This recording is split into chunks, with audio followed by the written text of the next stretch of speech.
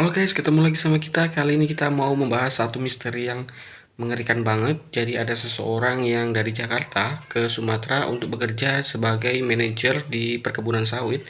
Ternyata dia mendapatkan rumah dinas yang angker guys. Gimana keseruannya? Langsung aja kita ke ceritanya. Saya adalah pegawai dari salah satu perusahaan milik negara yang bergerak di perkebunan sawit. Saya menjabat sebagai manajer kebun. Kebun sawit tempat saya bekerja ada di Sumatera, tepatnya di Sumatera Selatan. Kala itu saya bekerja di office yang ada di Jakarta. Namun seiring restrukturisasi dari kebijakan pusat, membuat saya harus turun ke kebun dengan menjabat sebagai manajer. Kala itu saya terbang dari Jakarta ke Sumatera dengan memboyong anak dan istri. Ketika sampai di bandara, kami pun dijemput oleh mobil perusahaan untuk mengangkut dan mengantarkan kami ke lokasi. Sejauh ini belum ada suatu keanehan.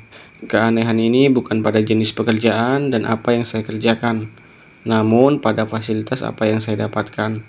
Setelah kami dijemput dan sampai di lokasi, dengan melewati blok perkebunan sawit, tibalah kami di base camp PT. Ketika kami tiba, saya disambut oleh asisten yang bertugas di base camp. "Selamat datang, Pak." "Iya," kata saya.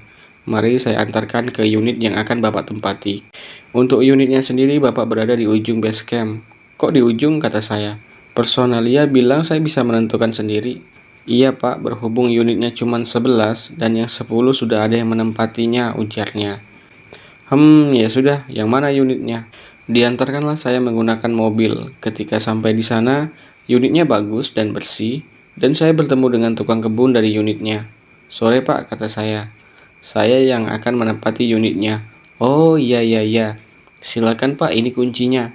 Saya pun berbincang-bincang sebentar dengan yang mengantarkan kami. Lalu dia bilang, "Untuk beberapa hari Bapak bisa santai dulu sembari saya buatkan job desk dan jadwalnya." "Baik," kata saya. Lalu mobil yang mengantar saya pun pergi kembali ke kantor. Istri saya kala itu bergegas masuk dan membereskan koper, sedangkan anak-anak asyik bermain di luar.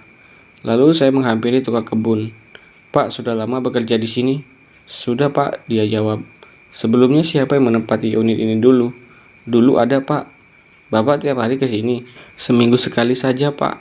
Karena saya kan keliling dari unit ke unit," katanya. "Kalau yang sebelah sana itu base campnya para pekerja Pak. Seperti mandor, keran timbang, montir perusahaan, tukang panen, wah pokoknya macam-macam. Kalau di sini khusus manajer dan asisten. Memang tidak jauh kalau saya lihat, sekitar 50 meter dari hunian saya. Malam rame di sini, Pak. Di sini sepi, Pak. Yang rame itu di sana." "Oh, gitu." Saya pun memahaminya. Mungkin karena di sini hunian elit jadinya sepi. "Ya sudah, Bapak boleh pulang." Saya pun menarik uang 100.000 dari dompet. "Untuk beli rokok," kata saya. Setelah itu, saya langsung masuk dan merebahkan diri saya. Tak lama kemudian, saya mendengar rintik-rintik hujan. Anak-anak pun segera masuk ke dalam rumah. Saya pun membantu istri untuk beres-beres. Singkat cerita, malam pun datang. Kami waktu itu hanya makan mie yang kami beli di market sewaktu di bandara. Karena kami belum tahu warung atau tempat makan yang ada di situ. Setelah hari semakin larut, anak-anak pun tertidur di depan TV. Saya pun menuju pintu keluar dan duduk di teras. Tak lama kemudian istri saya menghampiri. Dia bilang, "Mas, di belakang itu banyak semak ya. Ada yang masuk ke dapur lagi tuh." "Hah, masa iya? Kan ada tukang kebun, masa nggak dibersihin?" ujar saya. "Besok pagilah," saya tanya ke dia. Ketika esoknya, datanglah bapak itu. Ia datang untuk membersihkan halaman rumah dari unit sebelah saya yang berjarak kurang lebih 100 meteran. Saya pun menghampiri. "Pak, kok yang di belakang masih banyak semak ya?" "Maaf Pak, kalau yang di belakang saya nggak berani," katanya. "Emang kenapa Pak?" kata saya. "Nanti Bapak tahu sendirilah." Setelah itu ia pergi membawa sampah tanpa menggubris saya. Saya pun jadi heran dengan gelagatnya. Akhirnya saya pun berjalan-jalan di sekitar unit dan pergi ke camp para pekerja. Saya pun berkenalan dengan mereka semua. Saya pun sempat ke warung yang ada di situ. Warung itu dibuka oleh salah satu pekerja di situ yang menjadi pusat tongkrongan setiap malam. Lalu ada wanita yang datang membeli, ia berada di samping saya. "Kayak baru lihat," katanya. "Bapak orang baru ya?" "Iya, saya manajer di sini." "Oh, maaf Pak," katanya. "Kebun berapa Pak?" katanya. "Wah, kurang tahu lagi diurus," kata saya. "Bapak tinggal di atas?" "Ya, di ujung." "Di ujung?" katanya. "Iya," saya jawab. Lalu ia berhenti bertanya dan langsung pergi. Dan ibu-ibu penjual di warung pun tidak lagi bercakap-cakap dengan saya. Saya pun bertanya, Sudah 2 orang yang mendengar saya tinggal di atas ujung sana pada takut, kenapa ya? Mungkin mereka takut karena kasus Pak Imron, Pak, kata ibu penjual. Sudah ya Pak, katanya, saya ngeri kalau ngebahas itu. Tak lama kemudian saya pun langsung pulang. Takut istri kelamaan nunggu. Karena saya waktu itu sekalian mau belanja buat makan siang. Setelah sampai, saya masuk ke rumah. Saya lihat anak-anak main di tempat tetangga. Dan saya memanggil istri saya. Lalu ada teriakan, "Mas!" Saya pun berlari karena takut terjadi apa-apa. Ternyata istri saya terkunci di kamar. "Kamu apa-apaan sih mas, ngunci saya di dalam?" "Lah, saya dari pagi udah keluar," kata saya. "Tuh lihat, anak-anak sampai ketiduran." "Anak-anak," kata saya. Begitu saya lihat ternyata betul, anak-anak sedang tidur. Padahal baru jam 10. "Iyalah tidur lagi, orang kamu keluar kamu kunci kita di dalam." "Pas saya keluar kalian tuh di ruang tengah loh," kata saya.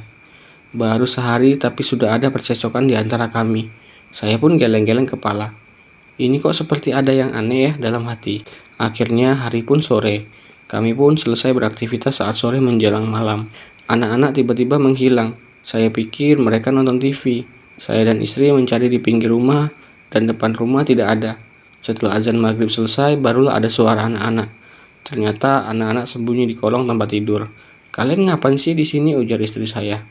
"Tadi kami lihat ada sosok kepala terbang, jadi kami sembunyi di sini." "Halah, kalian ini ada-ada saja. Ayo makan dulu sana." Selesai dengan saya dan anak-anak, sekarang tinggal istri saya. Ketika selesai makan, waktu itu belum ada wastafel, melainkan mencuci di belakang rumah di samping WC. Namun sudah keluar dari rumah. Menurut istri saya, ketika sedang mencuci, air keran mampet. Padahal katupnya sudah dibuka, tapi airnya nggak ngalir. "Mungkin ada sampah," kata istri saya. Ketika istri saya melihat lubang keran, tiba-tiba air itu mengalir, akhirnya membasahi wajahnya. Ketika itu istri saya sangat kesal. Lalu ia pun menghentikan mencuci piring dan langsung memanggil saya. Mas, jangan mainan air, aku lagi nyuci nih," katanya. Lalu saya keluar dari kamar mandi. Iya, kata saya. Tak lama setelah itu istri saya melanjutkan mencuci, dan saya pun baru muncul dari depan ke belakang. "Kamu lama amat mandinya?" "Siapa yang mandi? Aku kan di depan sama anak-anak." Disitulah istri saya mulai ngerti ada apa dengan rumah ini. Hari pun berlanjut. Sekarang adalah hari ketiga kami di rumah itu. Namun keanehan selalu saja muncul. Pagi menjelang siang kami lewati dengan baik. Tidak ada anomali apapun. Ketika maghrib, anak-anak kembali bersembunyi. Kali ini mereka bersembunyi di balik pintu kamar. Katanya ada sesosok kepala yang menembus jendela. Di situ kami pun bergidik dan ngeri. Akhirnya kami berkumpul di ruang tengah. Di situ ada telepon. Saya pun menggunakan telepon itu untuk menghubungi kantor. Namun kabelnya belum tersambung. Tak lama kemudian, sekitar jam 11 malam, anak-anak pun tertidur pulas. Kami pun merasakan kantuk yang amat kuat. Sebelum mata saya terpejam, saya melihat remang-remang ada sesuatu yang seperti mengesot mendekati saya. Namun saya sulit untuk bergerak. Lalu saya lihat istri saya sudah tertidur pulas. Tak lama setelah itu, mungkin sekitar jam 2 malam, saya terbangun. Betapa kagetnya saya mendapati diri saya sudah berada di dalam semak-semak. Ketika saya berdiri dan kepala saya menembus semak-semak, ternyata saya berada di belakang rumah. Dan saya bersusah payah meraih besi agar keluar dari sana. Lalu ketika saya sudah masuk rumah, di situ saya lihat anak-anak sedang bersembunyi. Di situ saya lihat ada sesosok makhluk kepala yang mengambang di udara, namun memiliki tangan sedang mencari anak-anak saya. Sontak istri saya bangun ketika saya berteriak. Akhirnya setelah kami semua berkumpul di ruang tengah untuk menyelamatkan malam ini, kami pun keluar rumah semua, menuju rumah sebelah.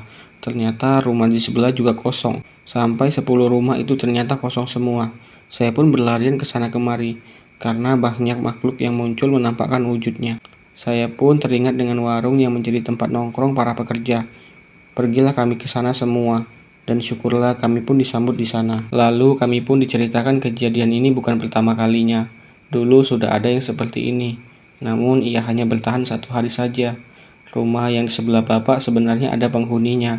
Cuman suara bapak dan mata bapak seolah dibatasi, dan hanya rumah nomor 11 yang di ujung sana yang angker. Karena sebelum dibangun, rumah itu dulunya adalah pondok orang yang menanam singkong. Di samping pondok itu ada kuburan tua, entah milik siapa. Karena kami juga pendatang, cuma kami sudah lumayan lama, ungkapnya. Sejak hari itu kami sekeluarga minta pindah camp, atau ditarik ke Jakarta saja. 1 minggu saya menginap di rumah pekerja, Akhirnya kami pun disetujui untuk dibangunkan unit baru di samping unit para pekerja. Setelah 2 minggu, unit pun jadi dengan memperkerjakan 10 orang tukang dengan rumah ukuran 45. Sampai saat ini tak terasa saya sudah mendekati pensiun. Untuk saat ini rumah angker itu sudah roboh termakan usia dan tak ada yang mengurusnya. Itulah kisah saya saat mendapatkan penempatan kala itu.